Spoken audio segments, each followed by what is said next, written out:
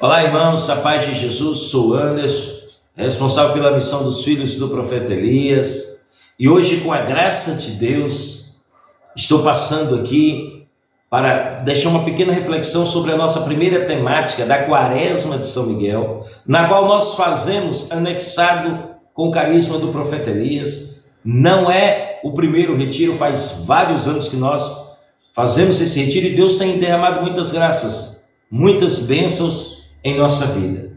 Mas a temática de hoje, Deus diz para nós: levanta-te e fique na minha presença. Eu quero falar com todos os irmãos e irmãs que estão fazendo esse retiro conosco, que neste momento é o momento de erguer-se, é o momento de fazer o movimento de baixo para cima.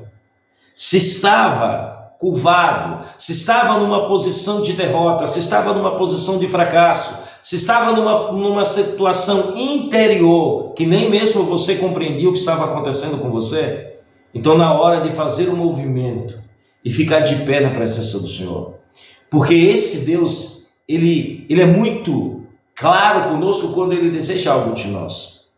Então nós vamos fazer esta viagem aqui dentro de nós. Quando eu pego a minha vida, a minha história, eu entendo que Deus não me quer curvado. Eu tive que compreender isso na minha vida. Então, irmãos e irmãs, eu quero deixar duas referências importantíssimas para que você fique de pé. A primeira referência é que nós precisamos nos colocar em movimento. Quando Deus dá a palavra, quando Deus dá a ordem, nós precisamos colocar em movimento. E a segunda referência é que nós somos homens e mulheres de predileção. Meu filho e minha filha, eu quero aqui começar falando sobre esse colocar-se em movimento. E eu quero começar com um versículo bíblico, de 1 Reis 19, versículo 11, na qual Deus diz ao profeta Elias: sai e conserva-te em cima do monte, na presença do Senhor, ele vai passar. Irmãos e irmãs, o profeta Elias, quando ele foge para a caverna, ele tinha, antes disso, ele tinha vencido os profetas de Baal, 450. Ele tinha pedido a Deus que retornasse a graça da chuva sobre todo o território, e veio. Mas mediante uma ameaça ele teve medo. E este homem, ajudado pelo anjo de Deus, alimentado por ele, anda 40 dias, é o que nós vamos fazer. E ali ele se encontra na caverna, consumido de zelo, de amor por Deus, mas estava com medo. Estava curvado diante do problema, estava curvado diante do dilema da vida. E eu quero falar com os filhos do profeta Elias, com os homens e mulheres que estão fazendo esse retiro conosco. Quais são as cavernas que te aprisionam hoje? Aonde você está curvado? Quais são as situações que faz você ficar em posição curvada? Que Deus hoje, estende a mão, está dizendo através da palavra: levanta-te e fica de pé na minha presença, porque eu sou o teu libertador, eu sou o teu Deus. Essa viagem de 40 dias que nós vamos fazer nesse retiro, nós vamos fazer aqui dentro de nós. Anderson, eu vou orar por quem e para quem? Isso é o de menos importante dentro desse retiro. O mais importante é a gente fazer a viagem aqui dentro de nós, nos conhecer. Foi isso que o profeta Elias, durante esses 40 dias andando pelo deserto, teve que fazer. Até chegar ali, mesmo consumindo de zelo, muitos coordenadores, muitas pessoas que estão fazendo esse retiro, são lideranças do movimento da renovação carismática católica. Muitas pessoas são lideranças de paróquias e comunidades, mas não sabem o que está acontecendo, estão diante de grandes dilemas, diante de grandes dificuldades, na qual você não sabe mais o que fazer, na qual você não sabe mais o tempo que você se colocou de pé na presença de Deus, com a posição de felicidade, porque você veio a este mundo para a felicidade. O chamado de Deus na tua vida é um chamado de felicidade e de alegria, e não de tristeza. E aí eu quero convidar você a fazer 3 passos comigo. É muito simples. A primeira coisa, nós necessitamos, o primeiro passo é saber o que está acontecendo. Dentro de colocar em movimento, eu estou colocando em movimento, mas eu preciso fazer o que primeiro? Eu preciso saber o que está acontecendo comigo, eu preciso me observar.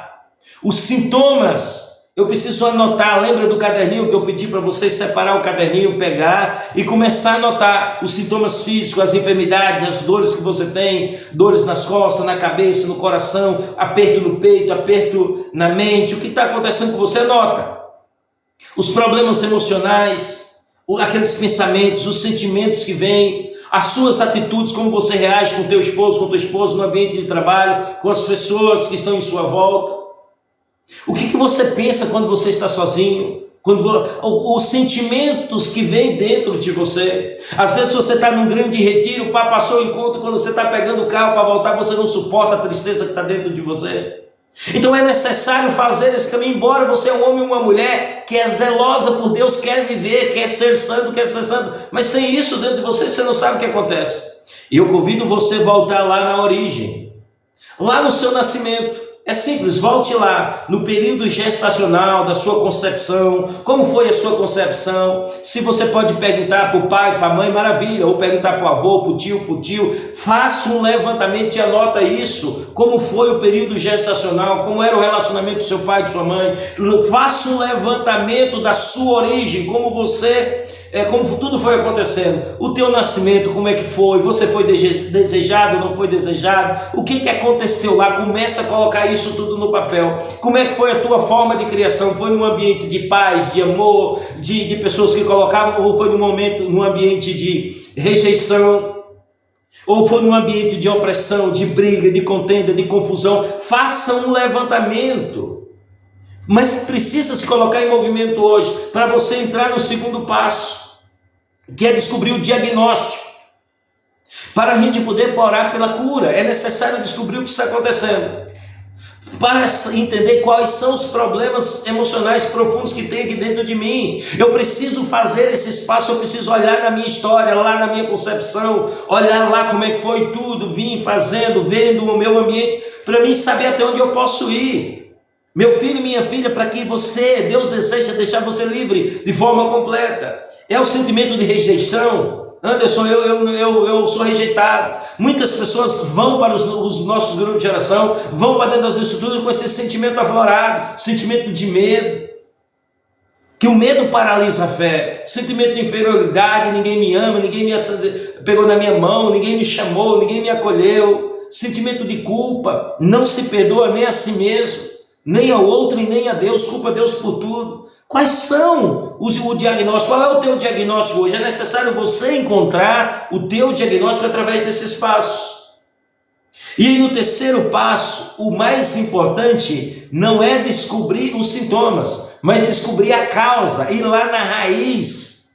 Se é na origem, se é depois do nascimento, se é na forma que você foi criado, se é nos grandes traumas que você sofreu, no teu matrimônio, na tua vida profissional, dentro do grupo de oração, as experiências negativas com sacerdotes, com consagrados, com homens e mulheres de Deus, aonde estão os traumas que te afastam de Deus, ou de relacionamentos abusivos? É necessário colocar tudo no papel, para a gente poder apresentar para Deus.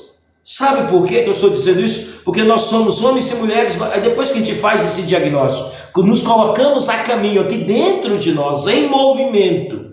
Não ficamos curvados, chorando e lamentando, não.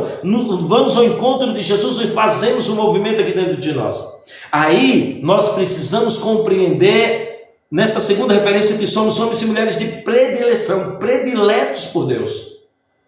Muitas vezes nós estamos dizendo: Deus não me ama, ninguém me ama, eu vou abandonar a igreja, eu vou abandonar a minha missão, não tenho mais vontade de rezar, eu tenho rezado, Deus não me atende. Aí culpa o coordenador do grupo, culpa o coordenador da diocese, do estado, culpa o sacerdote, culpa todo mundo. Mas a gente não tem coragem de olhar lá nas cavernas interiores do nosso coração e ver que tem algo que está cheirando mal, que tem algo que precisa ser mudado. E olha que Deus nos constituiu homens e mulheres de predileção, prediletos por Ele. Você nasceu à imagem e semelhança de Deus, está bíblico. E pela graça da palavra de Deus, eu ordeno em nome de Jesus, que neste momento o amor de Deus vem sobre a tua vida. E você nasceu para a felicidade. Você não nasceu para a derrota, para o fracasso. Você não nasceu para esses tormentos interiores e psicológicos. Nós precisamos fazer esse caminho dentro de nós para arrancar isso. Em Daniel 10, versículo 11, diz assim: presta atenção às palavras que vou dirigir. Levanta-te, pois tenho uma mensagem para confiar. Como me falasse, assim levantei tremendo. Daniel. Então, dentro do aspecto, Daniel estava passando por um momento de oração, pedindo a Deus, e o anjo veio ao encontro dele, ele treme. Irmão, uma coisa é importante para o homem de predileção: ele precisa aplicar o coração para compreender a vontade de Deus, e depois humilhar-se diante de Deus. Está em Daniel 10, versículo 12. Daniel, o anjo diz, quando você aplicou o teu coração para compreender e humilhou diante de Deus, quer dizer, colocou Deus em primeiro lugar, Deus já mandou o anjo trazer a resposta. Essa é a oração do homem e da mulher predileta que Deus atende. Quando demora um pouco, a gente reclama, a gente questiona, é porque está acontecendo uma guerra entre os territoriais, entre forças territoriais. O próprio anjo diz: o chefe do reino da Pérsia resistiu-me durante 21 dias. Porém Miguel, um dos principais chefes, veio em meu socorro. Permaneci assim ao lado dos reis da Pérsia. Então Daniel continuou combatendo. Veja só, a tua graça, porque você pediu, Deus manda, e às vezes demora um pouco, porque os anjos estão travando batalhas com os territoriais. É por isso a necessidade de invocar São Miguel Arcanjo. É por isso que você vai ter sucesso nesse retiro, porque São Miguel vem em nosso socorro. Irmão, os anjos vêm em nosso socorro. E eu quero aqui dizer para vocês, eu quero completar dizendo que Deus nos ama tanto que Ele manda o príncipe, o general do seu exército nos socorrer, para liberar as graças que acontecem em nossa vida. Eu aqui fecho dizendo para você, se você se colocar a caminho, entende? Se você se colocar a caminho e se você aceitar aqui dentro, na sua mente, que você é um homem ou mulher de predileção, Deus vai fazer com você como fez com Elias em 1 Reis 19, versículo 15 e 18, aonde Elias achava que Deus ia dar folga para ele, Deus manda ele ir ungir Eliseu, o seu sucessor, dá uma nova missão. Deus tem uma nova missão para você nesse tempo, meu irmão e minha irmã. Amanhã nós seguiremos tratando de outras temáticas desses sentimentos, mas fique em paz, que Deus te abençoe e até amanhã.